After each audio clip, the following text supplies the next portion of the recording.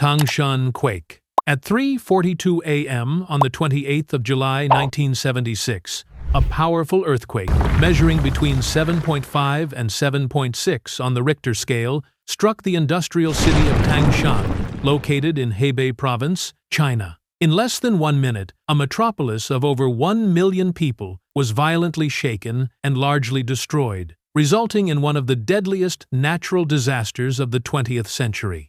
At the time, Tangshan was a major center for steel and coal production, but was situated in a seismically active zone, where risk assessments had been insufficiently addressed. The disaster occurred during the final phase of China's Cultural Revolution. Early warning systems were largely ineffective, and emergency management was limited. Most buildings in Tangshan were constructed with unreinforced brick, lacking seismic resilience. These factors greatly intensified the devastation. The earthquake struck at dawn while residents were asleep, with no warnings issued beforehand. In less than a minute, hundreds of thousands of homes, factories, schools, roads, bridges, and essential infrastructure collapsed. Just hours later, a strong aftershock estimated between magnitude 7.0 and 7.4 occurred near Luangxian, roughly 70 kilometers from the epicenter, compounding the destruction. Aftershocks continued for months, severely hindering rescue and recovery efforts.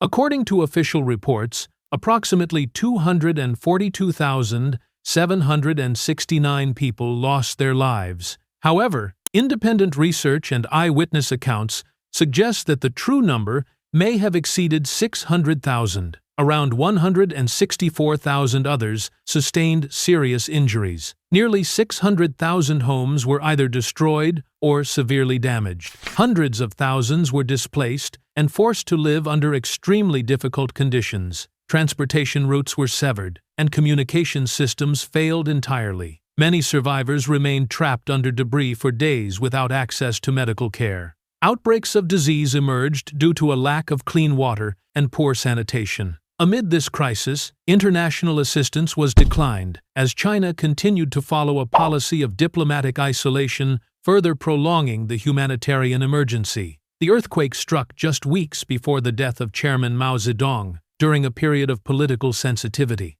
Information about the disaster was tightly controlled, leading to reduced transparency and growing public distrust. Nonetheless, the tragedy became a catalyst for reform in China's disaster management system. In its aftermath, the government introduced updated building codes, enhanced seismic monitoring networks, and launched community-based preparedness programs. Tangshan was later rebuilt with a more modern and resilient urban design, becoming a symbol of national recovery and perseverance. Today, the Tangshan Earthquake Memorial Park and Remembrance Museum serve as solemn reminders of the 1976 catastrophe. The disaster has also inspired numerous works of art and literature, most notably the 2010 film Aftershock by director Feng Xiaogang, which portrays the real-life experiences of survivors. More than just a natural disaster, the Tangshan earthquake underscores the critical role of early warning systems, urban planning, and scientific advancement in protecting human lives from natural hazards. Indian Ocean Tsunami. On the 26th of December 2004, a massive undersea earthquake with an estimated magnitude of 9.1 to 9.3 struck off the coast of northern Sumatra, Indonesia. The event triggered a massive displacement of seawater, generating a series of tsunami waves as high as 30 meters. It remains one of the most devastating tsunamis ever recorded, affecting 14 countries bordering the Indian Ocean, including Indonesia, Thailand, Sri Lanka, India, and the Maldives. With an estimated 230,000 to 280,000 lives lost, it stands as the deadliest natural disaster of the 21st century. The earthquake occurred along the Sunda megathrust, where the Indian plate is subducting beneath the Burma plate. The sudden tectonic shift ruptured a fault line over 1,200 kilometers long, making it one of the longest fault ruptures ever documented. The displaced columns of water produced tsunami waves that traveled at speeds of up to 800 kilometers per hour, reaching coastlines within hours. Within just 30 minutes of the quake, waves as high as 30 meters struck Aceh province in Indonesia with catastrophic force. entire communities were swept away with no prior warning. In the following hours, the tsunami propagated across the Indian Ocean, impacting Thailand, Sri Lanka, India, the Maldives, Somalia, and other coastal nations. Waves between 5 and 15 meters devastated beaches, tourist destinations like Phuket, the Andaman Islands, and numerous coastal towns. More than 230,000 people lost their lives across 14 countries. Indonesia suffered the greatest loss, with over 167,000 fatalities. Sri Lanka, India, and Thailand also experienced severe loss of life, particularly among fishing communities and tourists. Millions more were displaced, left without shelter, food, or clean water. Critical infrastructure, including roads, clinics, and schools, was destroyed or heavily damaged. Coastal ecosystems were disrupted. Agricultural land was contaminated with salt water, and tens of thousands of children were left without caregivers. Psychological trauma was widespread among survivors who had witnessed or endured harrowing experiences.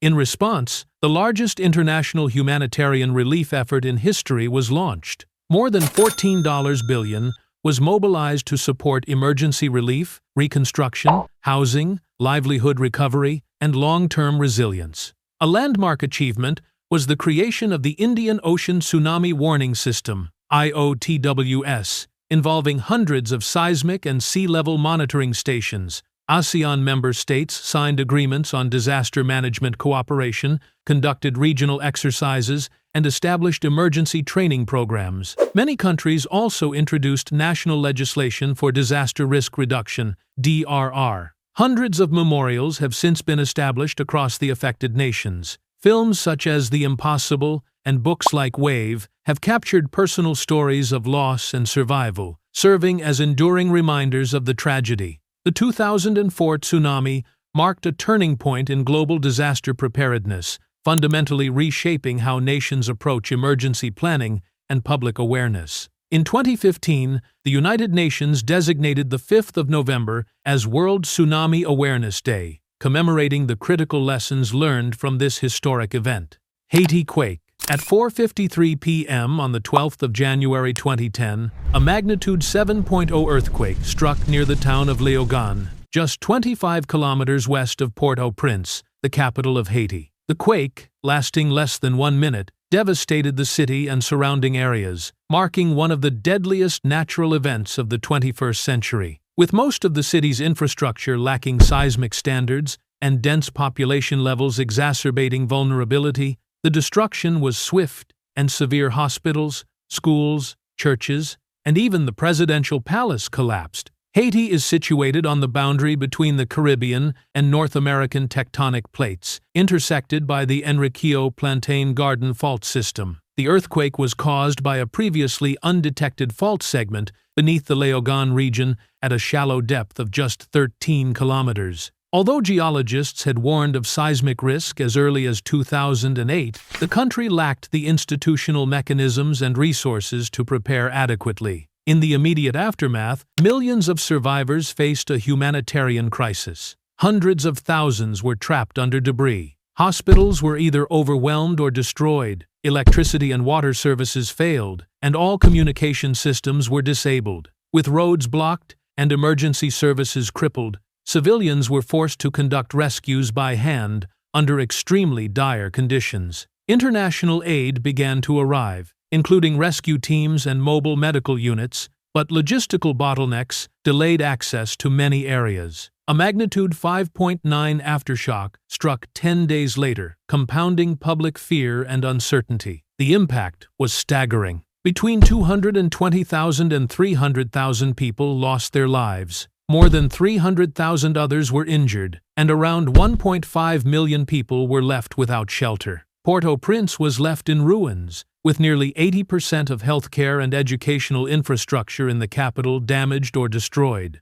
The National Assembly building, the main cathedral, and countless other public structures were reduced to rubble. Hundreds of United Nations personnel also lost their lives, including the head of the peacekeeping mission. The economic toll was estimated at over $10 billion, roughly equal to the country's entire GDP at the time. the disaster had long-lasting consequences. Despite pledges of billions in international assistance, Haiti's recovery progressed slowly. Hundreds of thousands of people lived in temporary camps for years. Persistent issues, such as corruption, poor governance, and political instability, stalled many reconstruction efforts. Compounding the crisis, a major cholera outbreak, the country's first in over a century, claimed more than 10,000 lives and infected hundreds of thousands. Beyond the physical damage, the earthquake devastated Haiti's cultural heritage. Iconic landmarks like the National Cathedral and numerous museums were lost. However, the tragedy also spurred new efforts to preserve Haiti's cultural identity. UNESCO and the Smithsonian Institution launched emergency conservation centers and training programs to support Haitian professionals in restoration work. The Haiti earthquake also marked a turning point in the use of new technologies in disaster relief, including digital crisis mapping and crowdsourced aid platforms. The 12th of January has since been designated a National Day of Remembrance in Haiti, a solemn occasion to honor those lost and to reflect on the importance of preparedness in the face of natural hazards. The earthquake exposed the vulnerabilities of societies lacking infrastructure, emergency planning, and institutional resilience, and it continues to serve as a global case study in disaster risk reduction.